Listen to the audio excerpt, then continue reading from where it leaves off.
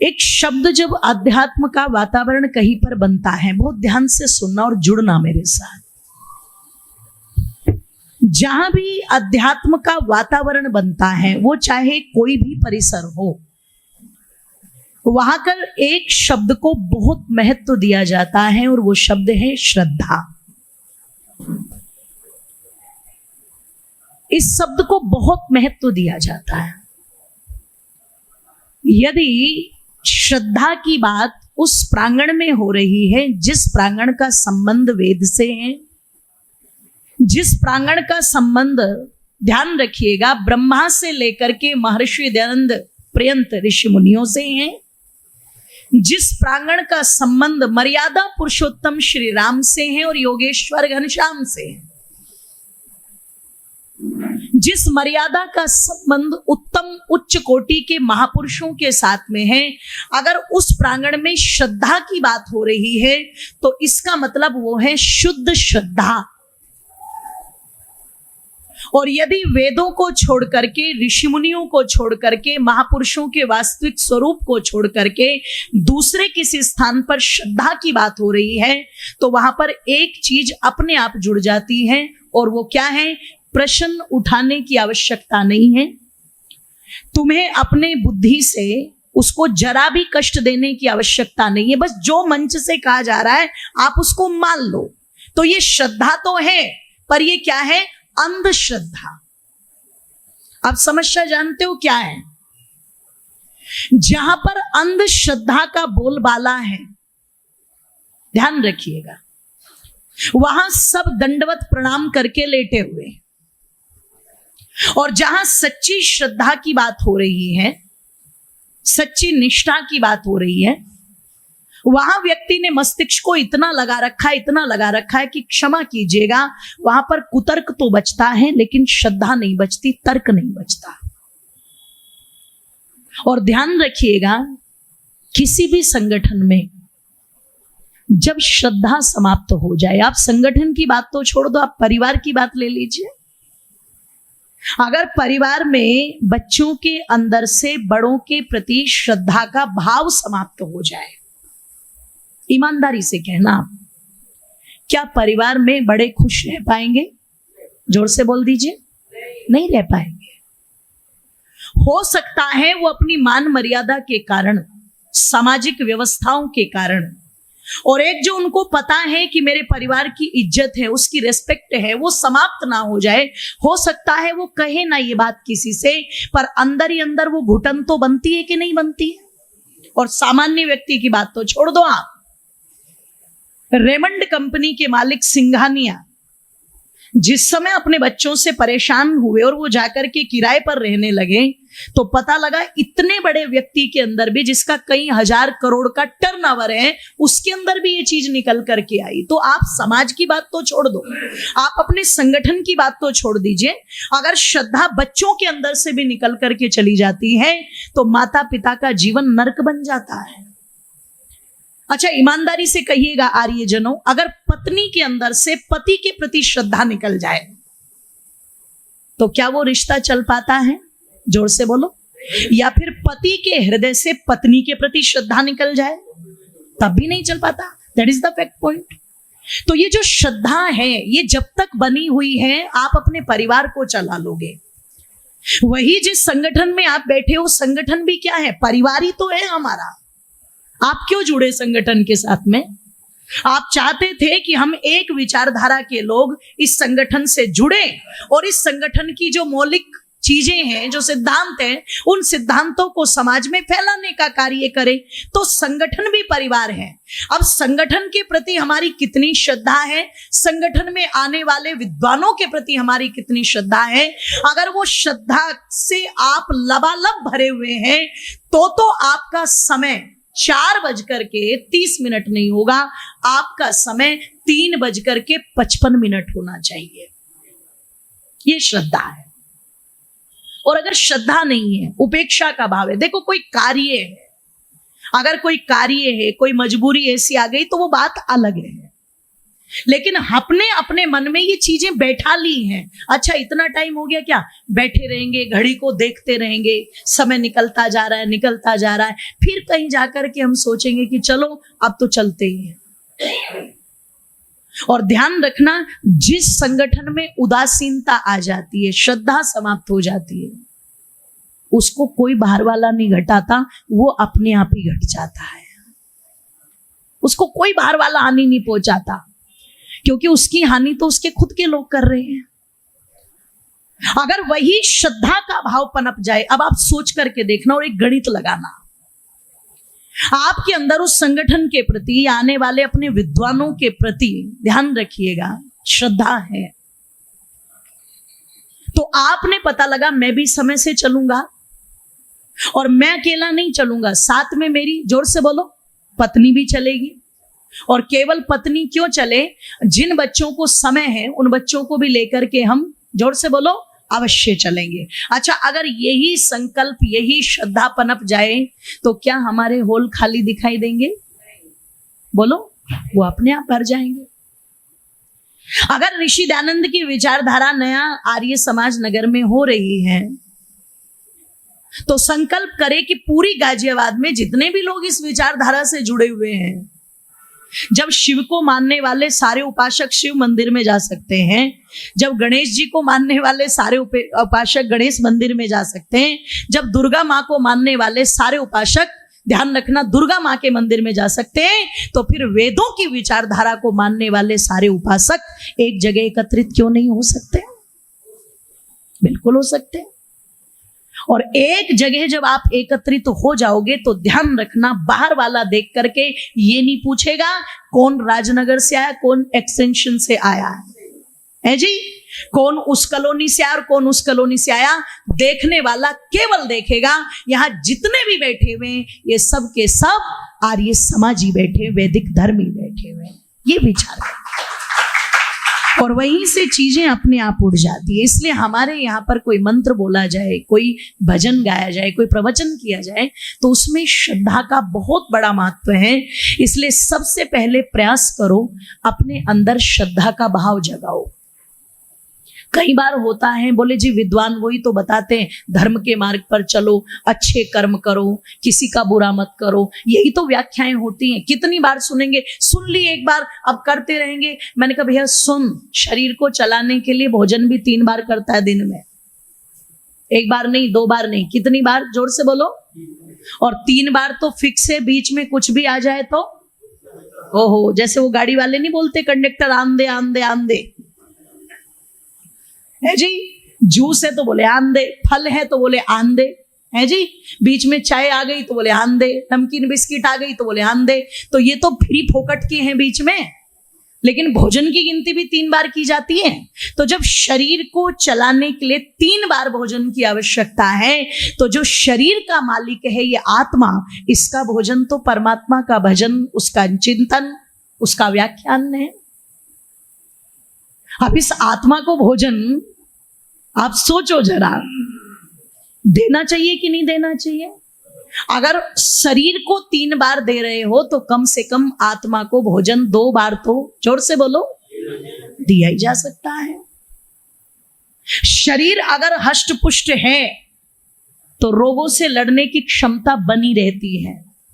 वैसे आत्मा भी अगर हष्ट पुष्ट है, आत्मा सबल है आपकी, तो इस आत्मा के अंदर भी वो शक्ति सामर्थ्य बनी रहती है।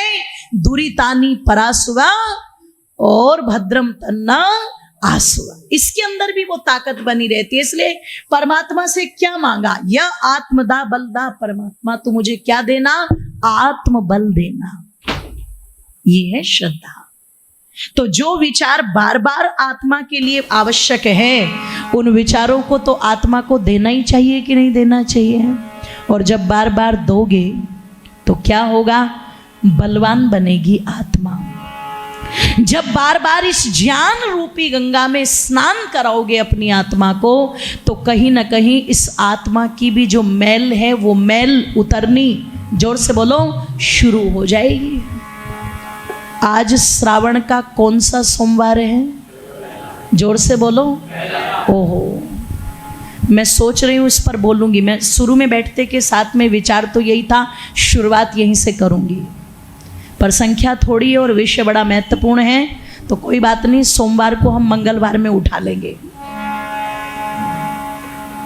आज तो एक भूमिका रूप में आप लोगों के मध्य में निवेदन कर दूं, ओ मेरी माताओं बंधुओं, ये जो सोमवार को सड़कों पर भीड़ लगनी शुरू हो गई है, मैं इनको ये नहीं कहती कि सभी झूठे सभी पाखंडी होंगे, पर इतना जरूर कहूंगी, सब अपने मन में एक धारणा बना करके जा रहे हैं, गंगा मैया में जाएंगे और सारे पापों को, जोर से बोलो, धो करके आएंगे। इन्हें सबको ऐसा लग रहा है जैसे इनका ट्रांसफॉर्मेशन होने वाला हो, जाते ही बदल जाएंगे। लग रहा है कि नहीं लग रहा है? बोलो, लग रहा है। पर मैं कह दूं आप लोगों के सामने, बाहरी आवरण किसी भी प्रकार का हो, वो आपका ट्रांसफॉर्मेशन कर ही नहीं सकता, वो आपको चेंज ही नहीं कर सकता। आपकी जो पर्सनैलिटी चेंज होगी, ध्यान रखिएगा, वो हमेशा, कहते हैं ना, व्यक्ति के अंदर से होती है, बाहर से नहीं होती। अंदर किसी ने कितने भी, बाहर से किसी ने कितने भी क्रीम पाउडर लगाए, किसी के बाल झड़ रहे हैं, किसी का चेहरा काला पड़ गया, किसी पर झुर्री आ गई, किसी पर कुछ हो गया, अब वो पहुंचे डॉक्टर के पास, तो डॉक्टर ने पता लगा अपनी मेडिकल भाषा में खूब बातें की, उसका सारा रूटीन पूछा, उसे दवाइयाँ दी, उसे सब कुछ दिया, पर जानते हो अंदर से क्या कहा? एक काम करना, देखो, तनाव मत लेना, अंदर से जितना खुश रहोगे, जितना तनाव मुक्त रहोगे, उतना ही तुम्हारी समस्या का समाधान, जोर से बोलो। बाल झड़ने भी तभी बंद होंगे जब चीजें अंदर से ठीक होंगी, चेहरे की झुर्रियां भी तभी समाप्त होंगी जब चीजें अंदर से ठीक होगी, चेहरे का रंग भी तभी बदलेगा जब चीजें, जोर से बोलो, अंदर से ठीक होगी। इसका मतलब जो परिवर्तन आ रहा है वो बाहर से नहीं आ रहा है, वो कहां से आ रहा है? अंदर से आ रहा है। आपने गंगा में स्नान किया, ये बाहरी स्नान है, अद्भिर्गात्राणि शुद्धंति, ये बाहर का स्नान है। लेकिन आप जिसको बदलना चाहते हो, आत्मा को, वो तो ज्ञान रूपी गंगा में स्नान करने से ही बदल सकती है। इसलिए भगवान शिव की जटाओं से जो गंगा निकल रही है, ओ मेरी माताओं, वो जल वाली गंगा नहीं है, हम कह सकते हैं वो ज्ञान की गंगा है। और ज्ञान की गंगा में जो भी स्नान कर लेगा, उसका जीवन तो बदलेगा कि नहीं बदलेगा? उसका जीवन तो अपने आप बदलेगा। इसलिए कवि ने बड़े सुंदर शब्दों में लिखा, आइए जरा जुड़ने की कोशिश कीजिएगा, कि इंसान बुराई अपनी, इंसान बुराई अपनी सब दूर किए जा, और बदले में भलाई भी भरपूर लिए जा, भरपूर लिए जा। इंसान बुराई अपने, इंसान बुराई अपने सब दूर किए जा, और बदले में भलाई भी भरपूर लिए जा, भरपूर लिए जा। ओ भोले बंदे, ओ भोले बंदे, ओ भोले बंदे, ओ भोले बंदे, ओ भोले बंदे, ओ भोले बंदे, ओ भोले बंदे, ओ भोले बंदे।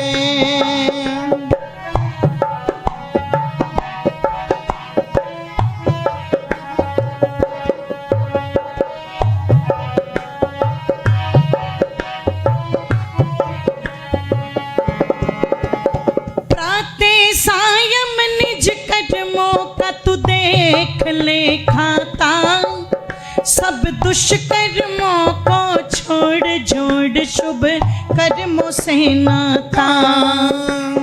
प्रातः सायम निज कर्मों का तू देख ले खाता, सब दुष्कर्मों को छोड़ जोड़ शुभ कर्मों से नाता, छल कपट द्वेष की वृत्तियां, छल कपट द्वेष की वृत्तियां सब दूर किए जा, और बदले में भलाई भी भरपूर किए जा, भरपूर लिए जा। भोले बंदे, ओ भोले बंदे, ओ भोले बंदे, ओ भोले बंदे, ओ भोले बंदे, ओ भोले बंदे, ओ भोले बंदे, ओ भोले बंदे।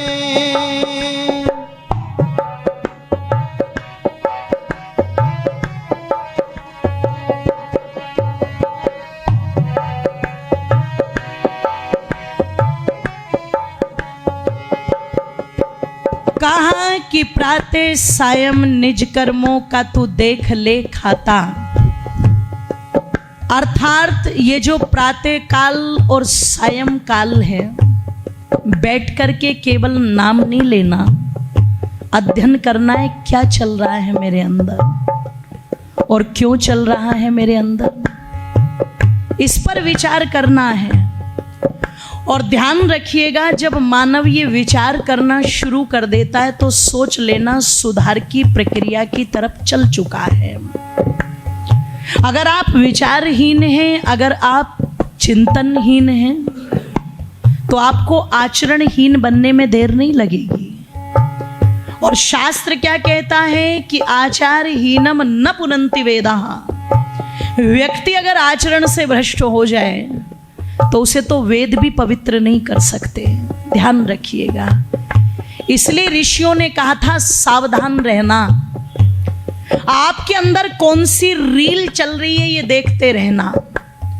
आज बाहरी रील तो आदमी खूब बना रहा है जी, पर अंदर की रील पर किसी का कोई ध्यान, जोर से बोलो। बाहरी रील तो खूब चल रही है, अंदर की रील पर किसी का ध्यान नहीं है। अगर अंदर की रील पर ध्यान हो जाए तो क्या होगा? तेरा सुधार हो तो परिवार सुधरेगा, घर सुधरेगा परिवार तो संसार सुधरेगा। तेरा सुधार हो तो परिवार सुधरेगा, घर सुधरेगा परिवार तो संसार सुधरेगा। घर सुधरेगा परिवार तो संसार सुधरेगा। दुख दर्द सकल जन जन का, दुख दर्द सकल जन जन का फूर किए जा, और बदले में भलाए वे भरपूर लिए जा, भरपूर लिए जा। ओ भोले बंदे, ओ भोले बंदे, ओ भोले बंदे, ओ भोले बंदे, भोले बंदे, ओ भोले बंदे, ओ भोले बंदे, ओ भोले बंदे।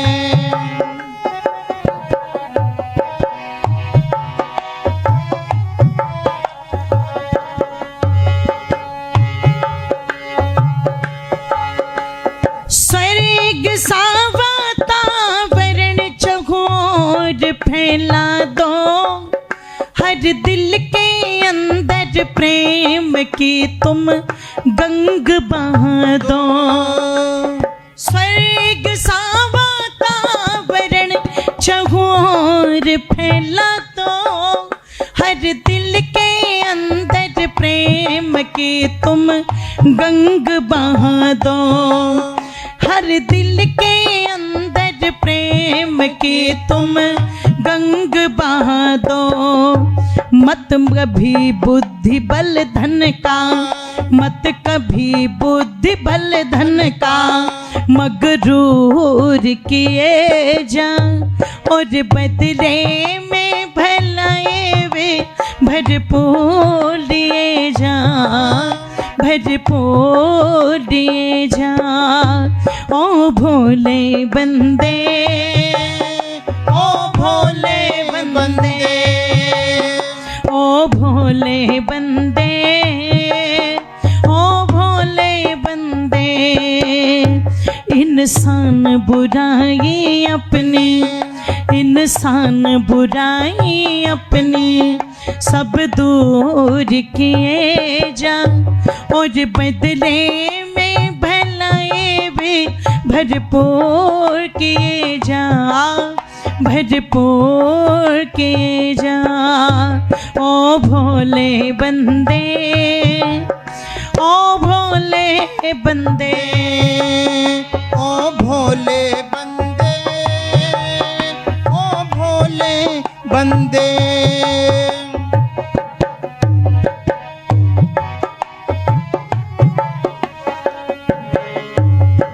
गुण गाए नर नार तेरे पीछे से सभी, तो सफल जिंदगी जानना नरदेव ये तभी। गुण गाए नर नार तेरे पीछे से सभी, तो सफल जिंदगी जानना नरदेव ये तभी।